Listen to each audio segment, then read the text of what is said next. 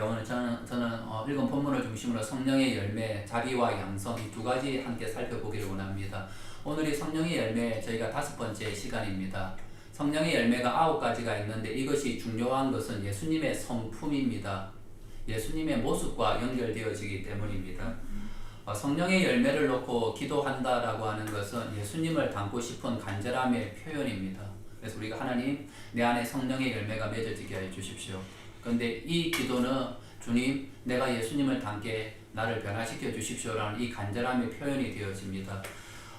저희 교회 원정숙 집사님께서 계십니다. 그리고 가끔씩 손자 아이니가 있는데 아이니를 픽업을 해서 이렇게 주일날 같이 시간을 보냅니다.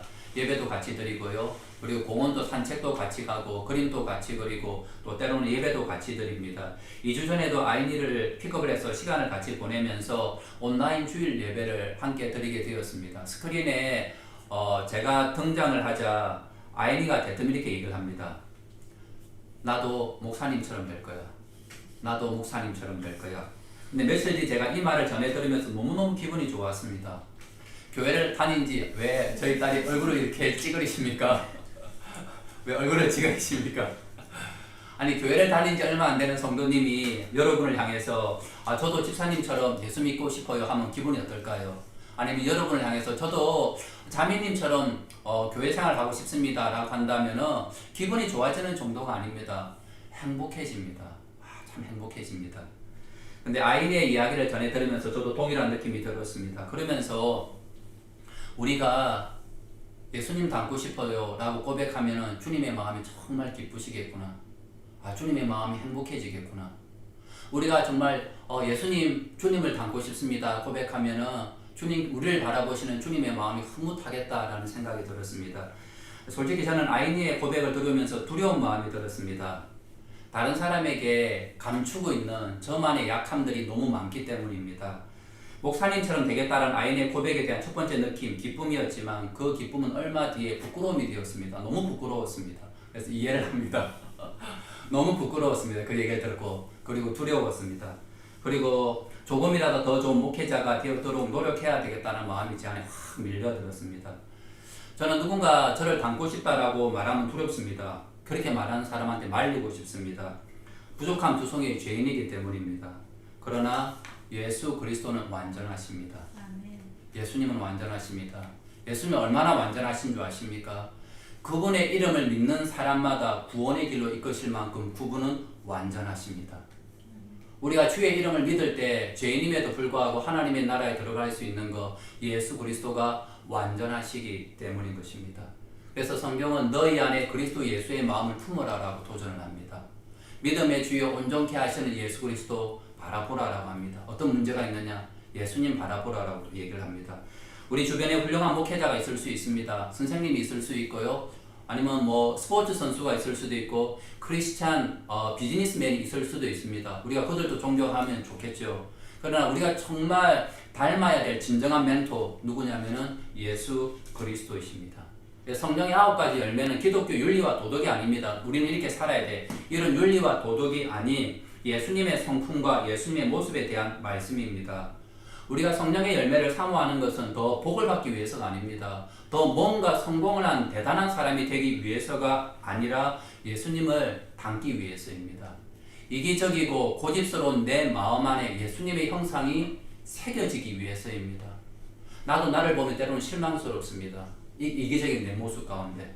그런데 이런 내 안에 예수님의 형상이 새겨지도록 하기 위해서 성령의 열매를 원하고요. 그리고 죄의 악취가 가득한 내 삶에 그리스도의 그 아름다운 향기입니다. 때로는 기도하다 보면 이상하게 아름다운 향기가 코에 느껴진다라고 느껴질 때가 있습니다. 그리스도가 예수님이 찾아오셨나라고 오해했던 착각을 할 정도로 그리스도의 그 아름다운 향기가 내 삶에 풍겨지기 위하여서 우리가 성령의 열매를 사모하는 것입니다. 예수님의 성품을 상징하는 성령의 첫 번째 열매 무엇입니까? 사랑입니다. 사랑이 없으면 아무것도 아닙니다. 예수님을 닮기 위한 첫 발걸음 사랑에 대한 결단인 것입니다. 두 번째 기쁨입니다. 그래서 어떤 상황에서도 기뻐하는 것이 예수님을 닮은 제자의 모습입니다. 세 번째 열매 화평입니다.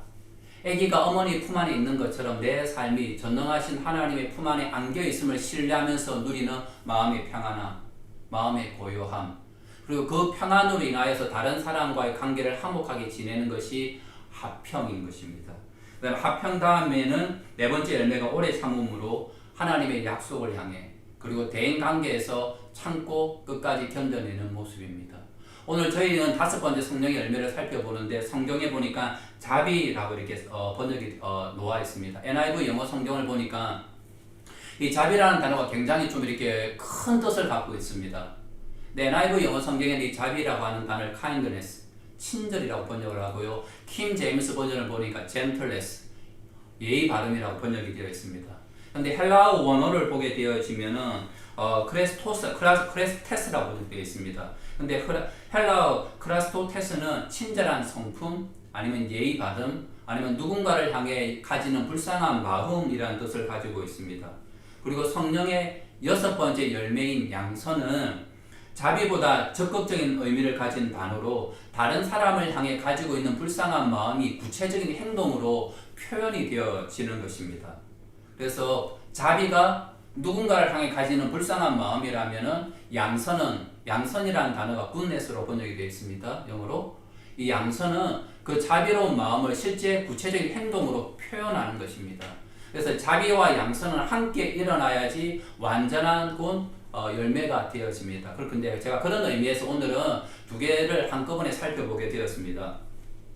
야고보서 5장 15절에서 16절에 만일 형제나 자매가 헐벗고 일용할 양식이 없는데 너희 중에 누구든지 그에게 이르되 평안히 가라, 덥게 하라, 배부르게 하라 하며 그 몸에 쓸 것을 주지 아니하면 무슨 유익이 있으리요? 라고 합니다. 겨울철입니다.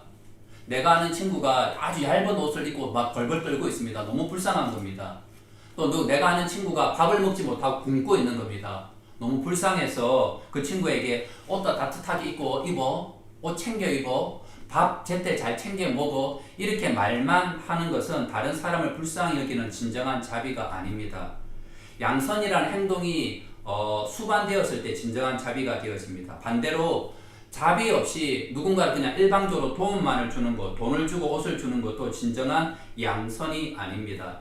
두 개가 함께 있어야 예수님께서 기뻐하시는 성령의 열매가 되어지는 것입니다. 그래서 오늘 저희가 자비와 양선을 함께 살펴보는데, 사복음서에서 예수님의 자비, 사람을 향한 하나님의 국률의 마음들, 그리고 그 국률의 마음 때문에 누군가를 도우시는 양선이 함께 드러나는 성경 본문이 오늘 읽었던 오병이어의 기적입니다. 그래서 오늘 오병이어의 기적을 통해서 예수님의 자비는 어떤 모습인지, 그리고 예수님의 양선은 어떤 모습으로 열매를 맺어 가시는지 저희가 좀 살펴보았으면 하는데, 첫 번째는요, 예수님의 자비는 어떤 모습이신가? 예수님의 자비. 우리 본문에 30절, 31절 말씀 우리 한번 같이 읽도록 하겠습니다. 우리 본문 30절, 31절 말씀입니다. 사도들이 예수께 모여 자기들이 행한 것과 가르친 것을 낱낱이 고하니 이르시되 너희는 따로 한적한 곳에 가서 잠깐 쉬어라 하시니 이는 오고 가는 사람이 많아 음식 먹을 겨를도 없음이러라. 우리가 알고 있는 오병이어의 기적입니다. 사복음서 가운데 예수님 행하신 기적, 미라클이 총 36개가 기록이 되어져 있습니다. 문둥병자를 고치시고요, 그리고 소경의 눈을 뜨게 만드시고요, 귀신을 쫓아내시고 죽은 자를 살리시고, 그리고 갈릴리 호수의 풍랑을 잠잠하게 만드신 일 등 다양한 많은 기적들이 사복음서에 기록이 되어 있습니다. 그런데 마태복음, 마가복음, 누가복음, 요한복음에 모두 기록되어져 있는 미라클은 딱 한 개밖에 없습니다. 오늘 본문에 등장한 오병이어의 기적입니다. 이 사복음서는 각기 다른 독자층을 염두에 두고 기록이 되었습니다. 마태복음은 유대인들이 예수님을 잘 이해할 수 있도록 이렇게 그런 스타일로 복음서가 기록이 되었고요. 마가복음은 로마에 있는 사람들이, 그리고 누가복음은 헬라인들이, 그리고 요한복음은 전 세계 사람들이 예수님을 잘 이해할 수 있는 어떤 그런 스타일로 복음서가 기록이 되어져 있습니다. 그래서 예수님의 공생애라고 하는 동일한 주제를 다루면서도 그 내용이나 강조점이 조금씩 차이가 있습니다. 어떤 곳에는 있고 어떤 곳에는 없고 하는 그런 어떤 차이들이 있게 되어집니다. 예를 들어서 유대인들을 염두에 두고 기록된 마태복음입니다. 구약의 성경을 이미 알고 있는 유대인들에게 예수님이 그리스도라는 사실을 강조하기 위해서 구약의 모든 예언을 예수님이 이루셨다라는 이 사실을 강조하면서 그 예수님을 이렇게 좀 드러나게 되어지고요. 그리고 황제의 통치 아래 살아가는 로마인들을 염두에 두고 기록된 마가복음은 종으로 오신 예수님, 그리고 헬라인들을 대상으로 기록되어진 누가복음은 완전한 인간이 되신 예수님을 강조를 하고요. 전 세계 사람들이 예수님을 받아들임에 좀 쉽게 이해할 수 있도록 기록된 요한복음은 하나님의 아들로서 예수님의 신성, 그 부분을 좀 강조해서 기록을 하게 되어집니다. 이처럼 각기 다른 강조점을 가진 사복음서에 모두 기록된 유일한 기록이 오병이어입니다. 그만큼 이 오병이어가 모든 크리스찬들에게 아주 중요한 의미와 그리고 또 교훈을 담고 있기 때문입니다. 마가복음에 기록된 이 오병이어는 사건이 일어나게 된 전후 배경을 좀 자세히 설명을 하게 되어집니다. 그 배경을 오늘 읽은 30절, 31절인데 근데 이 배경을 이해하기 위해서는 그 앞에 나와 있는 6장 7절에서 10절도 함께 읽어야지 정확하게 이 배경을 이해하게 되어집니다. 우리 마가복음 6장 7절에서 10절까지 말씀도 한번 같이 읽도록 하겠습니다. 12제자를 부르사 둘씩 보내시며 더러운 귀신을 제어하는 권능을 주시고 명하시되 여행을 위하여 지팡이 외에는 양식이나 배낭이나 전대의 돈이나 아무것도 가지지 말며 신만 신고 두 벌 옷도 입지 말라 하시고 또 이르시되 어디서든지 누구의 집에 들어가거든 그것을 떠나기까지 거기 유하라. 그래서 본문이 배경을 보게 되어지면은 예수님께서 12제자를 선택하시고 어느 정도 훈련을 시키고 난 후에 직접 전도 훈련을 보내십니다. 실습을 시키는 것이죠. 그러면서 이 제자들이 각 동네를 돌아다니면서 복음을 전합니다. 죽음은 끝이 아니다. 그 후에 지옥과 천국의 심판이 있고 그 지옥의 심판을 면할 수 있는 하나님의 구원이 있다. 예수 그리스도다. 이 복음이 진짜라는 것을 증명하기 위해서 병자를 고치기도 하고 귀신도 쫓아내게 만들게 하십니다. 그리고 나아가서 전도여행을 떠날 때 말씀하시기를 지팡이 외에는 아무것도 가지지 마라. 양식 챙기지 마. 배낭, 필요하면 여러 가지 물건 넣을 수 있지 않겠습니까? 물도 넣고, 이불도 넣고, 배낭 챙기지 마. 그리고 돈지갑 갖고 가지 마. 아무것도 가지 말라라고 주님께서 말씀을 하십니다. 신만 신고 옷도 두 벌 옷도 갖고 가지 말라라고 얘기를 합니다.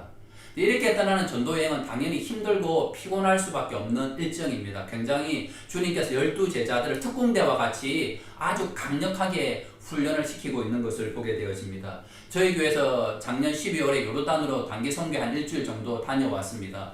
근데 저희가 떠난 전도 이렇게 단기 선교는 제자들하고는 좀 비교가 안 될 정도로 좀 편안한 일정입니다. 공항에 도착했을 때 선교사님께서 차를 가지고 저희를 픽업을 오셨습니다. 저희는 그 차를 타고 숙소로 가서 선교사님이 편안하게 이불도 깔아놓고 혹시 추울까봐 전기장판도 한 사람마다 다 깔아놨더라고요. 그리고 아침에 일어나면 사모님이 다 밥을 따뜻하게 해서 밥을 챙겨주십니다. 그리고 사역을 갈 때 우리가 차를 타서 선교사님이 운전해 주시면 저희들은 차 안에서 아침에 좀 피곤하면 자고 도착을 해서 일을 하다가 점심때가 되어지면은 또 돈을 주고 밥을 막 사 먹는 겁니다. 또 일정이 끝나면 오후쯤 되면 좀 피곤할 수 있잖아요. 그럼 저희는 차를 타면은 그냥 선교사님 운전을 해주니까 저희는 편안하게 자면서 그냥 가면 되는 겁니다. 저녁마다 양고기를 많이 드셨지요. 저희 단기 선교를 떠났을 때 작년 12월에 한국에 있는 저희 처형이 영국을 잠시 방문했습니다. 그래서 아이들을 기다리면서 선교 여행 갔다 오니까 좀 얼굴이 좀 이렇게 해숙하다든지 피곤해서 오겠다라고 생각을 했는데 얼굴이 너무 좋아져서 온 모습을 보면서 몸이 너무 건강해져 온 모습을 보면서 단기 선교 갔다 온 것이 맞냐라고 물어볼 정도였습니다. 그만큼 저희는 편한 일정으로 갔다 왔지만은 본문에 12제자들이 떠났던 이 전도 실습은 아주 힘든 여정이었습니다. 근데 오늘 6장 30절은 그 전도 여행을 마치고 온 사도들이 예수님께 하는 얘기입니다. 어떤 일들이 있었는지. 그러다 보니까 아마 이 본문의 배경에 제자들이 몸도 지쳐있고 좀 피곤한 상태였을 것 같습니다. 근데 이런 제자들을 예수님께서 보시면서 잠깐 쉬어라. 사람들이 없는 한적한 장소로 가서 좀 쉬어라 라고 주님께서 말씀하시는데 워낙 찾아오는 사람들이 많으니까 도저히 쉴 장소가 없었습니다. 그래서 예수님께서 사역을 멈추십니다. 사람이 아무도 없는 한적한 장소, 광야입니다. 오병이어의 기적이 일어났던 베세다 광야로 찾아가십니다.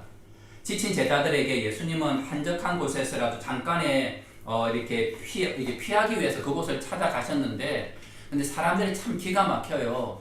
예수님과 제자들이 싹 사라지는 모습을 보면서 저기 가나 보다 하면서 그 장소로 먼저 달려가서 기다리고 있는 것입니다.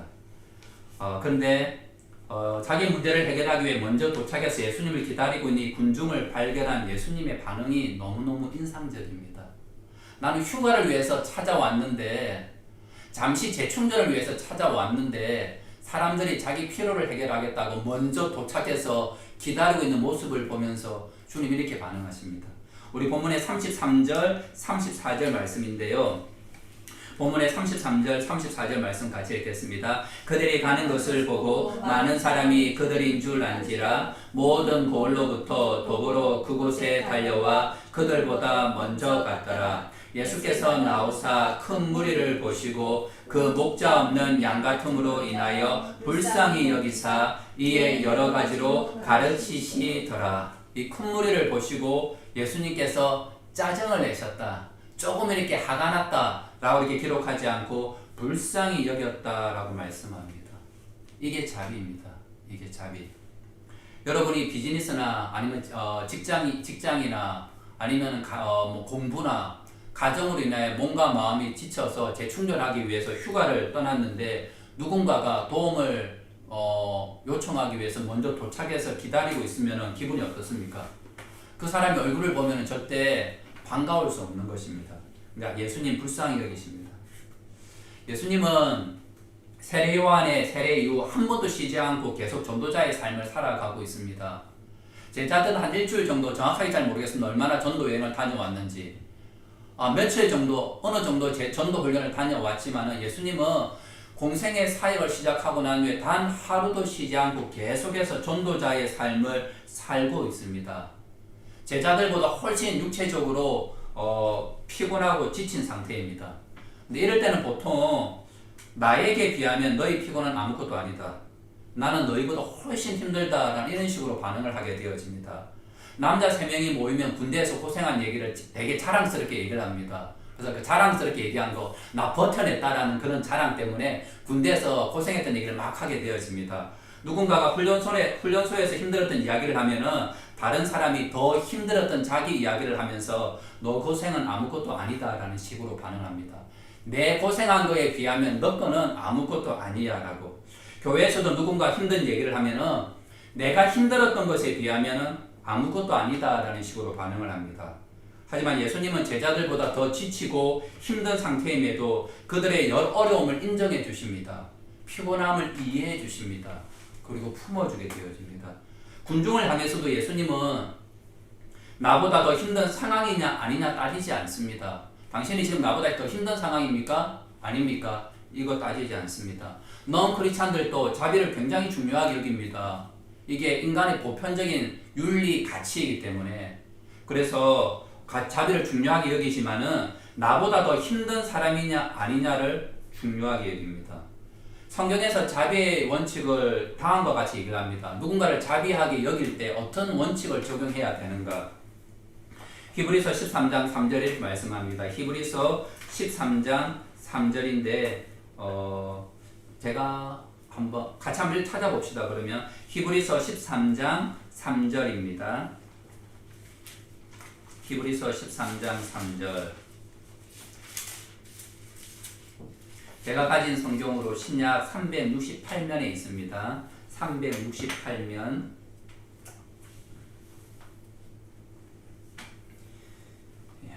같이 읽겠습니다. 너희도 함께 갇힌 것 같이 갇힌 자를 생각하고 너희도 몸을 가졌은즉 학대받는 자를 생각하라. 히브리서는 자비의 원칙을 내가 아닙니다. 정확하게는 구체적으로 내가 아닙니다. 몸을 기준으로 제시를 합니다. 나는 3일 동안 아무것도 먹지 못했는데 너는 하루 고장 굶었다고 이렇게 힘들어 하느냐라는 이 태도는요, 자비의 원칙을 나로 삼은 것입니다. 자비의 원칙은 내가 아닙니다. 몸입니다. 몸. 그래서 한 끼를 굶든 일주일을 굶든 몸은 고통스럽습니다. 그 고통에 대해 불쌍히 여기고 안타까워하는 마음이 자비입니다. 성령 안에서 자비의 열매를 맺으려면은 내 고통을 기준으로 평가하는 이 태도를 내려놔야 됩니다. 내 실패를 기준으로, 내 아픔을 기준으로 평가하려는 이 태도를 내려놓아야 됩니다. 그렇지 않으면은 당신이 지금 나보다 힘드냐, 힘들지 않느냐, 이것을 가지고 자비를 베풀 것인지 말 것인지를 결정하게 되어집니다. 성령의 열매는 오래 참음으로 네 번째가 오래 참음이었고 다섯 번째가 자비입니다. 근데 다른 성경에서도 오래 참음 뒤에 자비를 이어서 종종 설명을 합니다. 고린도후서 6장 6절에 깨끗함과 지식과 오래 참음과 자비함과라고 합니다. 그리고 성령의 감화와 거짓이 없는 사랑과라고 얘기를 하고요. 골로새서 3장 12절에도 그러므로 너희는 하나님의 택하사 거룩하고 사랑받는 자처럼 긍휼과 자비와 겸손과 온유와 오래 참음을 옷 입고, 여기서도 자비와 오래 참음을 함께 사용하는 것을 봅니다. 누군가의 잘못이나 실수에 대해서 오래 참고 견디는 것 참 좋은 모습입니다. 근데 이 오래 참음을 지속시키는 능력이 있다면은 불쌍히 여기는 자비입니다.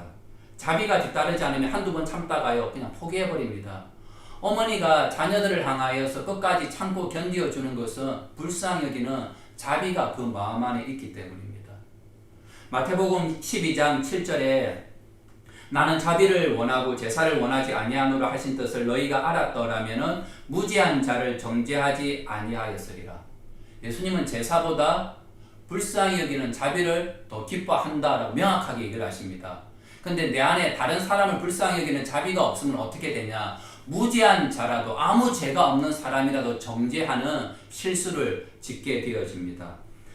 누군가를 불쌍히 여기는 마음이 성부 하나님의 마음입니다. 성자 예수님의 마음입니다. 그리고 지금 우리 안에서 일하시는 성령님의 마음인 것입니다.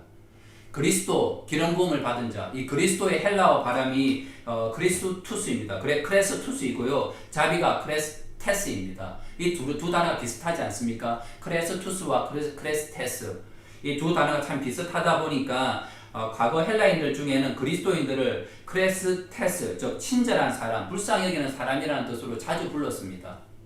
왜냐, 그리스도인이라면 생각나는 이미지가 누군가를 향해 친절을 베풀고 그리고 불쌍히 여기는 사람을 가진 사람이었기 때문에 크레스테스라고 이렇게 자주 종종 부르게 되었습니다. 에베소서 4장 32절에 서로 인자하게 하며 불쌍히 여기며 서로 용서하기를 하나님이 그리스도 안에서 너희를 용서하신 것 같이 하라라고 합니다. 제가 설교를 준비하면서 곰곰이 생각해 봤습니다. 설교를 끝내고 기도하면서 이 말씀이 내 마음이 크게 와닿지를 않더라고요. 크게 도전이 되어지지 않더라고요. 그냥 잔잔하게 느껴지더라고요. 왜 그럴까라고 생각을 해보니까, 첫째, 내가 너무 교회 생활을 하면서 자주 들었던 내용과 주제이기 때문에 좀 그렇게 느껴지나 봅니다. 아무리 중요한 거라도 자주 듣게 되어지면 나의 반응이 그렇게 뜨겁게 나타나질 않습니다. 자비라고 하는 것이 교회 크리스찬에게 중요하다 보니까 자주 듣게 되어지고, 그래서 내 마음이 설교를 내가 준비했음에도 불구하고 별로 이렇게 잠잠한 것인가라는 생각을 했고요. 두 번째, 제 마음이 잠잠했던 이유가 왜 그렇냐면은 내 안에 다른 사람을 자비하게 여기는 하게 여기지 못하는 모습을 너무 당연하게 받아들이고 있기 때문이다라는 것을 발견하게 되었습니다. 다른 사람 불쌍히 여기지 않는 이 모습이 너무 당연해진 겁니다. 그래서 자비라는 얘기를 들어도 내 귀에 안 들리는 것이죠. 근데 성경은 뭐라고 얘기를 하냐면, 자비하라고 얘기를 하면서 그리스도께서 하나님이 그리스도 안에서 너희를 용서하신 같이 하나님이 나를 자비를 베풀어 주시고 긍휼을 베풀어 주신 것 같이 서로를 불쌍히 여기라라고 합니다. 내가 자비를 가진 사람이 되어지기 위해서 꼭 필요한 것이 하나님께서 내게 베풀어 주셨던 자비, 나를 얼마나 불쌍히 여기시고 얼마나 하나님께서 긍휼히 여기셨는지를 내가 기억하는 겁니다. 그랬을 때 비로소 다른 사람을 향하여서도 불쌍한 마음을 갖게 되어집니다. 이런 자비의 마음들을 다시 한번 여러분 마음 안에서 한번 온도를 높였으면 합니다. 너무 중요하지 않습니까? 내 안에 누군가를 향하여 불쌍히 여기는 이 마음의 온도, 너무 냉랭하지 않습니까? 다 인생이 그렇지 하면서 누구나 다 삶은 힘든 거지, 이런 식으로 생각하고 있지 않습니까? 이런 내 마음이 병들어 있는 겁니다. 이 내 마음의 온도를 높여야 되는 것입니다. 그리스도의 사랑으로 성령의 열기로 그렇게 되시길 주의 이름으로 축복합니다. 두 번째입니다. 예수님의 양선입니다. 그럼 예수님의 양선은 뭐냐? 영어 성경에 굿네스라고 번역이 되어 있고요. 양선은 남을 불쌍히 여기는 마음이 실제 행동으로 표출이 되어지는 겁니다. 예수님은 전도의 행으로 지친 제자들을 불쌍히 여기는 것으로 끝내지 않습니다. 힘들구나, 지쳤지, 그래, 힘내, 이렇게 주님은 끝내지 않습니다. 이들이 실제로 쉴 수 있도록 조용한 장소를 함께 찾아서 떠나는 행동으로 이어집니다. 휴가를 방해하는 군중들을 향해서 예수님께서 목자 없는 양 같음을 인하여 불쌍히 여겼다, 이렇게 끝나지 않습니다. 그들의 피로가 채워지도록 오병이어의 기적도 함께 베풀어 주십니다. 이것은 하나님의 아들이 피조물을 향한 도덕적인 의무감이나 책임감 때문에 행하는 그런 기적이 아닙니다. 예수님의 십자가의 죽음 또한 창조주로서의 책임감이 아닌 죄인을 향한 자비하심에서 비롯된 양선, 주님의 선하심인 것입니다. 우리가 잘 아는 요한복음 3장 16절 말씀이 있죠. 우리 한번 저를 보시고 한번 요한복음 3장 16절 말씀 한번 같이 한번 암송해 보도록 할까요? 요한복음 3장 16절. 하나님이 세상을 이처럼 사랑하사 독생자를 주셨으니 이는 저를 믿는 자마다 멸망치 않고 영생을 얻게 하려 하심이니라. 여러분이 저를 볼 수 있는 것처럼 저도 영상을 보고 있는 여러분을 볼 수 있었으면 참 좋겠습니다. 이렇게 쌍방에. 그래서 여러분께서 요한복음 3장 16절을 외우고 있는지 못 외우는지 한번 확인을 해볼 수 있었으면 참 좋겠습니다. 요한복음 3장 16절. 하나님이 세상을 이처럼 사랑하사 독생자를 주셨으니 이는 저를 믿는 자마다 멸망치 않고 영생을 얻게 하려 하심이라. 죄로 인해 영원히 멸망받을 수밖에 없는 세상을 향한 성부 하나님의 자비하심입니다. 긍휼히 여기시는 마음이 예수님을 이 땅에 보내시는 양선, 선한 모습, 행동으로 나타나게 되어집니다. 하나님의 자비와 양선의 클라이막스, 예수님의 십자가의 사건, 죽음인 것입니다. 선진국에서는 자선단체에 이렇게 돈을 내면은 그 낸 금액만큼 세금을 감면해 주는 혜택을 줍니다. 그래서 기업이라든지 고소득자, 월급을 많이 받는 사람들이 세금을 줄이기 위해서 기부금을 내기도 합니다. 근데 이것은 자기에게도 유익하고 자선단체에도 유익이 되어지는 좋은 점은 있습니다. 그러나 불쌍히 여기는 자비 없이 행하는 도움은 성령의 열매로서의 양선이 아닙니다. 불쌍히 여기는 마음 없이 행하는 도움, 이것 친절, 양선이 아닌 것입니다. 때로는 성공한 사업자가 출세를 하고 난 후에 친구들과 만나서 식사를 같이 하기도 합니다. 그래서 막 맛있는 식당에서 맛있는 먹고 난 뒤에 막 마지막 돈을 내려고 할 때, 야, 너네가 무슨 돈이 있겠냐 하면서 자기가 돈을 다, 식사값을 다 지불합니다. 근데 어떨 때 이 사람이 이렇게 하면은 다른 친구들이 기분이 나쁩니다. 왜 기분이 나쁘냐면 자기 성공을 과시하기 위해서 나타낸 도움이기 때문입니다. 난 너희보다 돈 많이 벌어, 나는 괜찮아, 이거 드러내기 위해서 베푼 도움이기 때문입니다. 상대방을 불쌍히 여기는 마음에서 함께 베풀어져야지 그 선한 이 자비에서 나와진 양선이 되어야지 그것이 누군가에게도 기쁨이 되어지고요, 그리고 감사가 되어지는 겁니다. 최근 저희 교회에서 큐티 학교를 이렇게 진행하고 있습니다. 금요일 오후에 오전반이 있고 월요일 저녁에 오후반을 나누어 진행을 하게 되어집니다. 지난주 월요일 큐티 본문이 오병이어의 기적이었습니다. 근데 한 집사님께서 이 제자들을 다음 사역적으로 예수님이 먼저 보내십니다. 근데 이 장면을 가지고 제가 묵상을 했던 내용을 읽으면서 저도 참 공감이 되었는데, 오병이어로 인한 풍성한 저녁 식사가 다 끝났습니다. 식사가 끝나자마자 해가 어두워지니까는 예수님께서 직접 이렇게 모여있는 군중들을 자기 집으로 돌려보내십니다. 제 생각에 보통 이런 일들은 제자들이 하였을 것 같습니다. 예수님께서 늘 설교를 하시고 병자를 치유하시면서 피곤하게 사역을 하시니까 다른 어떤 일들은 아마 제자들이 군중들을 돌려보내고 인사를 하는 부분들을 제자들이 맡아서 하지 않았겠나라고 싶은데, 근데 이번만큼은 예수님께서 직접 군중들을 자기 집으로 돌려보내시고 제자들을 배에 태워서 다음 사역지로 먼저 가게 만드십니다. 근데 어쩌면 오병이어의 기적이 일어난 후에 이 군중들이 흥분을 합니다. 그래서 싫다고 하는 예수님을 억지로 잡아서 왕으로 삼으려고 하니까 이런 분위기에 제자들이 유혹되어지지 않도록 먼저 다음 사역지로 보내실 수도 있습니다. 그러나 또 한편으로는 베세다 광야에 제자들이 쉬기 위해 찾아왔습니다. 너무 전도 여행으로 지쳐서 쉬기 위해서 이 장소에 찾아왔는데 군중들이 함께 오면서 조금도 쉬는 시간을 갖지 못했습니다. 근데 이런 제자들을 위해서 다음 사역지에 먼저 도착해서 조금이라도 쉴 수 있는 배려의 차원에서 보내었겠다라는 생각도 갖게 되어집니다. 근데 이 부분을 읽어보게 되어지면 예수님의 양선입니다. 누군가를 불쌍히 여기고 누군가를 위해 베푸는 이 도움이 주어진 상황에서 최선을 다하는 모습이다라는 걸 알 수 있습니다. 작은 거 하나라도 이렇게 그 사람에게 도움이 되어줄 수 있다면 베푸는 겁니다. 그래?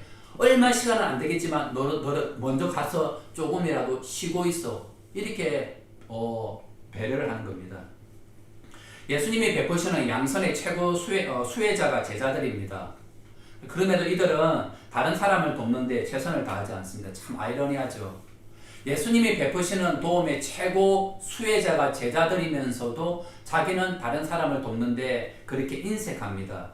배고픈 군중을 돕기 위해서 예수님께서 너희 가운데 떡이 몇 개 있는지 한번 알아보라라고 명령을 하십니다. 이때 제자들이 갖고 온 떡이 떡 5개와 물고기 2마리입니다.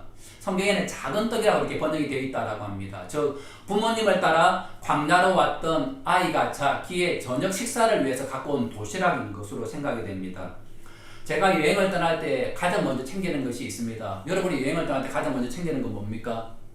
먹는 거잖아요. 맞지 않습니까? 우리가 여행을 떠날 때 가장 먼저 챙기는 거 먹는 거지 않습니까? 보편적으로. 제자들은 지금 쉬기 위해서 광야로 들어왔습니다. 그렇다면 아마 출발하기 전에 광야에서 먹을 음식을 챙겼을 가능성이 굉장히 높습니다. 나중에 7병이어의 기적이 일어납니다. 근데 이 기적이 끝나고 난 후에 제자들이 야 먹을 거 챙겨왔냐? 네가 챙겼냐? 내가 챙겼냐? 막 다투는 장면이 있습니다. 근데 이런 것을 놓고 보았을 때도 이 광야로 들어오면서 제자들이 아마 먹을 것을 챙겼을 것이다 라는 짐작을 하게 되어집니다. 그런데 배고픈 군중을 돕기 위해서 떡이 몇 개 있는지 한번 확인해보라 라고 했을 때 자기가 가지고 있는 것은 준비해온 음식은 전혀 말하지 않습니다. 예수님이 베푸시는 양선의 최고 수혜자로 있으면서도 다른 사람을 돕는 일에는 최선을 다하지 않습니다. 그런데 이것이 혹시 저와 여러분의 모습이 아니냐라는 것입니다. 이것이 우리의 모습이 아니냐라는 것. 우리 마태복음 18장 33절 말씀을 같이 한번 읽도록 하겠습니다. 마태복음 18장 33절.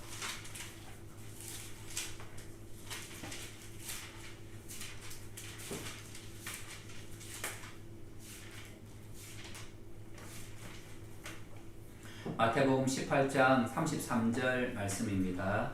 같이 읽겠습니다. 내가 너를 불쌍히 여김과 같이 너도 내 동료를 불쌍히 여김이 마땅하지 아니하냐 하고. 예수님이 이렇게 말씀하시네요. 네가 저 사람 불쌍히 여기는 것이 당연한데 왜 그러냐? 내가 너를 불쌍히 여겼기 때문에. 주님은 우리를 자비하게 여기신 것이 아니라 양선이라고 하는 행동까지 나타내십니다. 내가 너희를 불쌍히 여긴 같이 너희도 다른 사람을 불쌍히 여기는 것이 마땅하지 아니하냐. 제가 오늘 설교는 이 예화로 들려주면서 설교를 좀 마무리했으면 합니다. 한 목사님께서 이렇게 소개하셨던 예화인데요. 어느 날 한 아버지가 10대 아들과 함께 스커스 공연을 보기 위해서 이렇게 매표소에서 이렇게 줄을 서서 기다리게 되었습니다. 표를 사서 들어가야지 이렇게 공연을 볼 수 있으니까. 사람들이 다 표를 사서 안으로 들어가면서 순서대로 들어가면서 이제는 한 가족과 그 아버지만 이렇게 남게 되었습니다. 그런데 앞에 있는 이 가족이 어떠냐면 좀 특별하더라고요. 12살 아래의 아이가 8명입니다. 대가족이고요. 그리고 부모가 이렇게 서 있더라고요. 분위기를 보니까 입은 옷차림을 보니까 그렇게 부자로 보이지는 않았습니다. 하지만 비싼 옷은 아니었지만 이 아이들이 입고 있는 옷은 되게 깨끗했고요. 아이들 또한 되게 예의 바른 모습으로 서 있는 것을 보면서 부모님들이 잘 키우고 있나 보다라는 느낌을 받게 되었습니다. 근데 이 부모님 뒤에서 아이들 8명이니까 다 2명씩 손을 잡고 자기 순서를 기다리고 있는데 이런저런 얘기를 막 주고받는 겁니다. 근데 그 얘기를 귀담아 들어보니까 서커스 공연이 처음입니다. 인생에서 처음으로 아이들이 서커스 공연에서 코끼리를 보고 사자를 보고 광대를 보고 여러 공연을 본다라는 그 마음에 너무 들떠서 막 얘기를 이렇게 서로 이렇게 주고받고 있는 모습이었습니다. 이때 매표소 여직원이 그 아빠에게 몇 장의 표가 필요합니까? 라고 묻습니다. 어른 2명과 어린아이 8장의 표가 필요합니다 라고 대답을 하니까 가격이 얼마입니다 라고 대답을 합니다. 가격이 얼마입니다. 그 순간 이 아버지의 얼굴이 당황스러우면서 다시 묻습니다. 가격이 얼마라고요? 얼마입니다 라고 이렇게 다시 당황해하는 모습을 보니까 돈이 충분하지 않다라는 것을 뒤에 있는 남자 아버지가 알게 되었습니다. 아, 돈이 충분하지 않는가 보다. 얼마나 당황스럽겠습니까? 아이들은 곧 스커스장에 들어간다고 너무 들떠있고 옷도 갖춰입고 있는데 돈이 충분하지 않으니까 그 아이들 가운데 다시 집으로 돌아가야 돼. 이 말하기가 얼마나 어렵겠습니까? 참 당황스러울 때 그때 뒤에서 상황을 지켜보던 다른 아버지가 주머니에 있는 20달러입니다. 20달러짜리 지폐를 몰래 땅에 떨어뜨렸습니다. 그리고는 그것을 줍더니 앞에 있는 사람의 어깨를 툭툭 치면서 이렇게 말했습니다. 선생님, 방금 당신의 주머니에서 이것이 떨어졌어. 선생님, 방금 당신의 주머니에서 이것이 떨어졌어. 근데 8명의 자녀를 둔 이 남자가 그것이 아이들 몰래 자기를 돕는 손길이다라는 것을 금방 이해를 했습니다. 아이들이 있으니까 아이들 보는 데서 당신이 돈이 없군요. 내가 도와드릴게. 이렇게 하면 좀 이렇게 이 아버지가 조금 부끄러울 수 있으니까. 그래서 이렇게 돕는 거다라는 것을 금방 알아차렸습니다. 그리고 20달러를 건네받으면서 눈물이 걸성걸성하죠. 그래서 이렇게 답변을 합니다. 고맙소 선생님. 이것은 나와 내 가족에게 정말로 큰 선물이 될 것이요. 그 후에 티켓을 끊어서 이 부모님들은 8명의 아이들을 데리고 스커스장 안으로 들어갔습니다. 그리고 20달러를 건네줬던 아버지는 역시 부자가 아니었기 때문에 그냥 10대 아들을 데리고 그냥 차를 타고 집으로 되돌아가야 했습니다. 근데 이 예화가 이렇게 끝납니다. 마음은 뿌듯했다. 마음은 뿌듯했다. 근데 저는 이것이 양선이다라고 생각을 합니다. 이것이 양선이다. 내가 줄 수 없다면 예수님이라도 단 몇 시간이라도 그 사람이 쉴 수 있도록 먼저 보내어주는 그 모습, 양선인 것입니다. 나를 희생해서 다른 사람을 돕는 이것이 양선의 모습인 것입니다. 성경은 하나님을 설명하면서 양선의 하나님으로 자주 설명합니다. 양선이 영어로 goodness라고 제가 말씀을 드렸습니다. 그런데 하나님을 설명하면서 good이라는 단어가 너무너무 많이 반복이 되어집니다. 하나님은 선하시다. 여호와께 감사하라. 그는 선하시며 그 인자하심이 영원하시미로다. 하나님은 누구신가? 하나님은 선하시다, 선하시다, 선하시다는 단어가 구약 성경에 너무너무 많이 반복이 되어집니다. 예수님 또한 자기를 이렇게 소개하십니다. 나는 선한 목자다라고 얘기를 합니다. 나는 선한 목자다. 나는 너희를 향해서 불쌍히 여기는 마음만을 갖고 있는 존재가 아니라 그 불쌍한 마음을 위해서 행동하는 하나님이다. 나는 주님이다 라고 주님 말씀하는 겁니다. 선함이란 인간을 불쌍히 여기는 마음만이 아니라 그 마음으로 인해 자신을 주님께서 십자가의 희생을 통해서라도 돕는 행동으로 주님이 이어지게 되는 것입니다. 사랑하는 성도 여러분, 우리가 이 땅을 살아가면서 지금 내 안에 필요한 것이 무엇이냐면 두 가지가 참 중요한 것 같습니다. 누군가를 불쌍히 여기는 자비인 것입니다. 우리가 너무 내 일에 바쁜 것 같아요. 너무 바쁜 것 같아요. 내 문제에 너무 함몰되어서 살아가고 있는 것 같아요. 그러다 보니까 당신은 나만큼 힘들지 않는데 뭐야 그것과 그렇게 고민을 하느냐. 당신은 나만큼 그렇게 재정적으로도 힘들지 않으면서 왜 그렇게 답답해 하느냐. 그건 아무것도 아니야. 이런 식으로 우리가 혹시 반응하고 있지 않습니까? 성경이 제시하는 자비의 원칙이 뭐라고요? 내가 아닙니다. 몸입니다. 내가 갖고 있는 아픔의 이 기준 내려놓는 것이죠. 그리고 그 불쌍히 여기는 만큼 내가 할 수 있다면 단 몇 시간이라도 그 사람이 쉴 수 있다면 배려해 주는 그거, 이런 실질적인 도움들까지 한 주간 또 살아낼 수 있기를 예수 그리스도의 이름으로 축복합니다. 우리 주신 말씀 생각하면서 한번 기도하도록 할까요? 여러분들, 언제 내가 행복함을 느끼는가? 내가 언제 내 인생이 그래도 가치 있는 존재구나 라는 걸 느끼는가? 자비와 양선의 마음이 내 안에 있을 때, 우리가 뭔가 다른 사람보다 성공하고 뭔가 대단한 능력을 인정받고 가졌을 때 내가 좀 더 내 존재가 가치가 있다라고 느끼는 것이 아닙니다. 보람이 생기는 것이 아닙니다.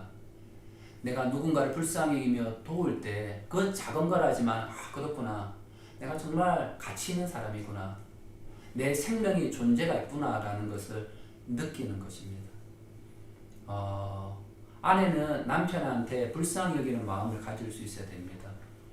그리고 부모님도 자녀를 향해서, 자녀는 부모님을 향해서, 그리고 내 교회 성도들을 향하여서, 내 이웃을 향하여서 불쌍히 여기는 마음에서부터 시작이 되는 것이죠. 우리 한번 주신 말씀 생각하면서 우리 기도할 때 한 목사님이 이렇게 얘기를 하시더라고요. 제가 평상시 좀 존경하는 목사님인데 그분은 목회자의 아들로 태어났습니다. 그래서 이해가 안 되었던 것이 다른 목회자분이 설교 가운데 막 눈물을 흘리고 성도들을 보면서 눈물을 흘리는 그 모습이 이해가 안 됐다라고 합니다. 특별히 누군가가 영화를 보면서 우는 모습이 이해가 안 됐다라고 합니다. 그런데 본인이 미국에서 공부를 하면서 잠시 머물렀던 교회 목사님이 설교 가운데 늘 성도들을 얘기하고 다른 것을 얘기하면서 울먹이는 모습을 보면서 기도가 이렇게 바뀌었다고 하네요. 하나님, 저도 누군가를 향하여 울어줄 수 있는 마음을 허락해 주십시오. 근데 주님이 그 기도 응답이 임해서 그분이 목회자가 되고 난 후에 설교할 때 그렇게 눈물이 쏟아진다고 하네요. 성도들을 보기만 해도 그렇게 눈물이 쏟아진다라고 하네요. 정말 그 얘기 들으니까 나도 기도해야 되겠다. 여러분도 그런 한번 기도 한번 드려보았으면 합니다. 하나님, 누군가를 위해 울어줄 수 있는 이 자비의 마음이 내 안에 있게 하여 주십시오. 자비의 눈물이. 그리고 그 불쌍히 여기는 마음 때문에 작은 거라도 도와줄 수 있는 양선의 열매도 맺어지게 하여 주시옵소서. 우리 오늘 주신 말씀 생각하면서 하나님께서 여러분 마음에 녹화하신 부분들이 있다면 그 부분을 붙들고 하나님 내가 변화되게 하시고 거기에 순종하게 해주십시오. 우리 다 같이 한번 말씀 붙들고 기도하도록